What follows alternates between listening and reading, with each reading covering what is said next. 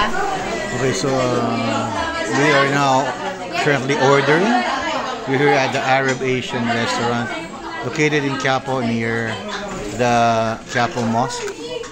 And they have aircon and non-aircon space. Isang muton biryani. Wala kami muton. Ang daming choices. Walang muton. So ano na lang, beef. Beef biryani. Biryani. Saka chicken tikka. Parehas din. Ha? Parehas din at saka muton. Hindi ako available. Ano Chicken po? hindi rin available. Chicken tikka. Yung available sa amin, chicken biryani, chicken curry, chicken rendang, chicken masala, chicken tandoori, chicken sambal. Chicken tandoori. Okay. Yung tandoori ito. Ganun. Okay. Hindi siya ano. Okay. Hindi, sige, wag na. Yun na lang. Beef biryani. Available. Tapos, available yun, ano? Beef kema, yung available sa amin, beef biryani, Yeah. beef Sige. rendang, Beef biryani masala, na lang. beef shawarma. Yun lang. Okay, beef. Okay, so nasimula ko nang kumain at hindi ko na napigil dahil masarap. Balance yung lasa. Well, syempre nandun dun yung classic na matamis. Tapos may mga sauce dito. Pero may parata, cheesy parata. Then we also have the tetarik na that reminded Thelma of our stay in Hong Kong. Kasi may mga Pakistani dun na nag-offer sa atin. Pero itong food, ito die for, no? I think ano to talaga to, pwede yung balikan, no? Pwede nga balikan talaga to kasi na it's very authentic, no? Very southern Philippines, and the place is so cool, no? The place is so cool, ang ganda ng place, no? So gusto kong baliktarin yung picture kaso hindi ko alam kung paano baliktarin yung picture. So makita ko na lang kung paano namin kunin, ano?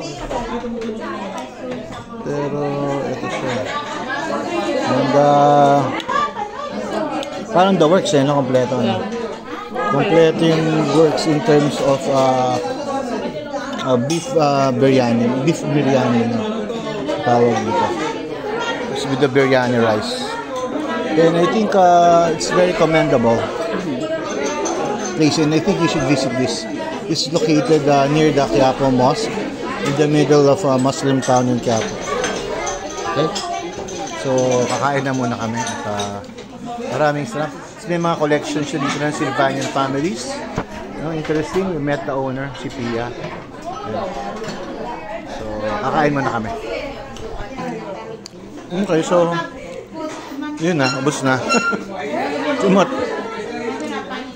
So, ayan ang proof kung gaano kasarap. Winner. Okay, so we just finished eating and here at Little Arab Asian restaurant here in Quiapo. And you see, ang daming tao ngayon, ano? First Saturday. And masarap ng pagkain. Okay, so well, we're in the Muslim town, pero ang kanyang idea is it's called Little Arab Asian because for sec purposes daw, mas madali pag may little. Pero at the same time ay yung mga decorations kasi mga collection ng may-ari. Kita niya may mga little things, yung Sylvanian Sylvanian families. So yun ang interest niya. But more than that, it's the food, no? Kita nyo ulit.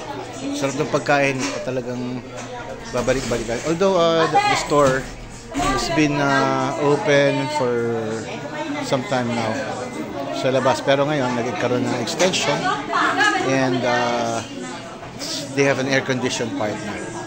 Okay, and, it's good. The food is really good. Very consistent with what you may consider as good Middle Eastern food, beef biryani.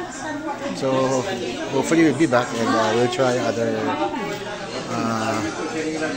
menu ba? Recipes. So palabas na kami and ito yun, lugar. Oo nga, ayun na. So So dito yung labas, pwede ka rin kumain. Thank you. Dala na kami, hindi na kami magkamaya. Magaling ako. So, ayan. It's a very good food, sarap. And dito na kami sa labas. And it's almost 9. So marami pa rin tao, no, chika dito, no. Dahil napakainit, pero masaya, no. Naliw ako sa pagkain, ikaw. Naliw, nakakatawa. Kuya, parang, syempre, Exciting din talaga, excited no? din siya mag-explain, Nakakatawa. di ba? Okay, so ito na kami. So liwanag pa, no. Nag-aayos na sila. So that's about it. Thank you very much. Hirap pala mag-vlog. Okay, eto yung lugar. Parang gusto kong bumili ng damit, ha. Dito. Okay.